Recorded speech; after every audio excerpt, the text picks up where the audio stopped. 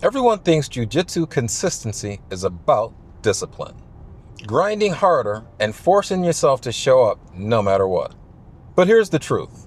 Discipline is like rocket fuel. It gets you off the launch pad. But strong habits are what actually keep you in orbit. So if you've been struggling to stay consistent or fighting just to get back on the mats, then this is the shift you need to hear. Because if you rely solely on discipline, you'll always be fighting an uphill battle. And sooner or later, resistance wins. And that's what we're talking about today. Why habits outlast discipline, and how to build the type that keep you showing up week after week and on the mats for many years to come. Welcome to the Alchemy of Struggle, baby.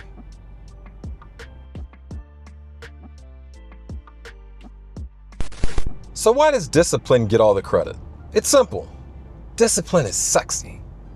Think of the amount of books and YouTube channels, Instagram reels, all talking about the power of discipline. It's like that fight scene in a movie. Dramatic, bloody, heroic. Everyone cheers for the moment when the hero digs deep and slogs his way through the grind. But habits, they're invisible. They're boring. They're the hours in the empty gym when no one's watching. The quiet repetitions that never make the highlight reel. But without those habits, that dramatic scene never happens. Over the years, friends of mine have commented on my discipline, that I'm so dialed in with my training and my diet and all the mindset stuff that I do. It's not discipline. It's all from habit built over years of work, like that well-worn path in a dense forest. And here's the funny part. No one ever compliments a smoker for having great discipline.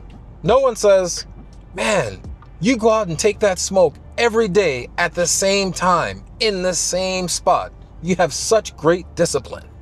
The very idea is laughable because they know that's not discipline. That's just a habit, triggered by environment and repetition. But the same wiring that locks people into bad habits can be used to form good ones. So how do habits actually work? Well, first, they need a trigger.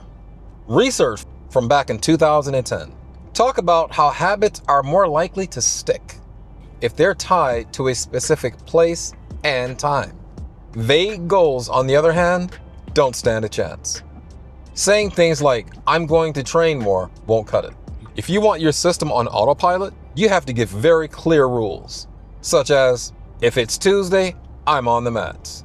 For me, I take it a step further. My training sessions are on my calendar, the same calendar that I use for my day job. If it's 6 o'clock on Monday, I'm on the mats because my calendar says so. Once the cue is locked, the action runs without debate. There's no willpower involved here. You just get up and go. But there's a silent architect in this whole scheme, the environment. Your willpower bends to environment. Take my own setup, for example. My freezer is packed with all the ingredients that I need for my post-workout elixir. My gis are hanging up in the basement on the rack and ready to go, just like my camis hanging in the closet when I was back in the Marine Corps. Healthy snacks to keep my diet on track are readily at hand. Fruit, protein powders, homemade granola, and my personal favorite, medjool dates. So when I'm hungry and it's time to grab something, I just grab one of those staples. The science refers to this as environmental design. It reduces decision fatigue so that habits fire more effortlessly. But identity, that's the gravity that pulls you back when you drift too far. Smokers don't try to smoke. They're smokers, and they identify as such. And for myself, I don't just do jiu-jitsu. I am a martial artist who lives the lifestyle and designs his environment around that activity. But how do we get there? How do you get to the point where habits are just automatic? This is where most people fail. They start too big and try to change the entire system overnight. Like committing to training jiu-jitsu 5 days a week right out of the gate, going from 0 to 100 in 2.5 seconds. What you really need is a spark. one small action that ignites the entire system. For example, if all you have to train jiu-jitsu is one day, do that. If you suck at framing, pick one single roll each week where that's all you focus on. Yes, it feels laughably small at first, and those looking from the outside wonder what's even the point. But you have to learn to ignore the naysayers, because the research is very clear on this point. These small sparks compound over time and build automatic routines that start small but grow in complexity and impact. And once the spark catches, habits replace discipline. And I experienced this while doing research for this video. For the last 10 days or so, I've been back into my regular routine. And part of that is attending the open mat on Saturdays. But I had a pretty hard training week and decided on Friday night that I wasn't going to open mat. So on Saturday morning, I'm doing research for this video. And the closer it got to noon, the more antsy I became. And I'm telling myself, you need to go to open mat. And before I knew it, I was in the basement, grabbing my gi, packing my gym bag, drinking my pre-workout, and I ended up at open mat.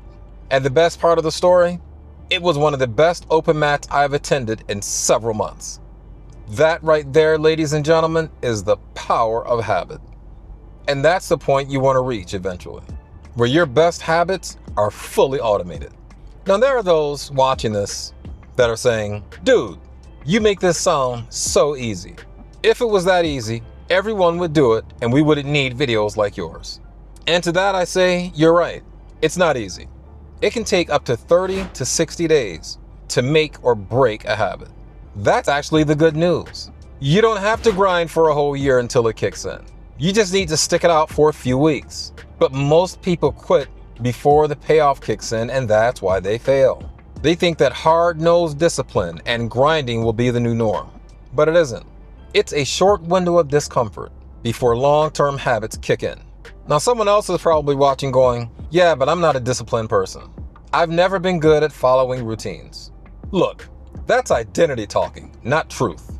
If you tell yourself, I'm not disciplined, your brain will look for proof and reinforce that identity.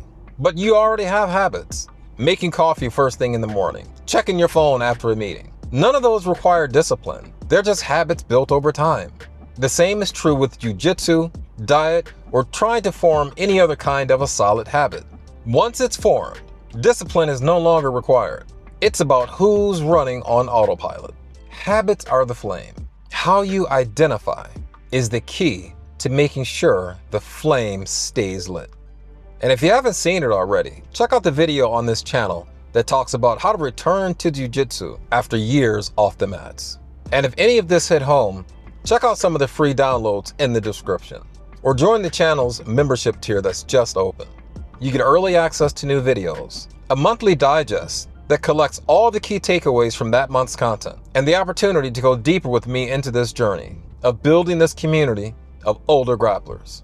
And as always, I want to thank the subscribers and the commenters and the members for helping me level up this content.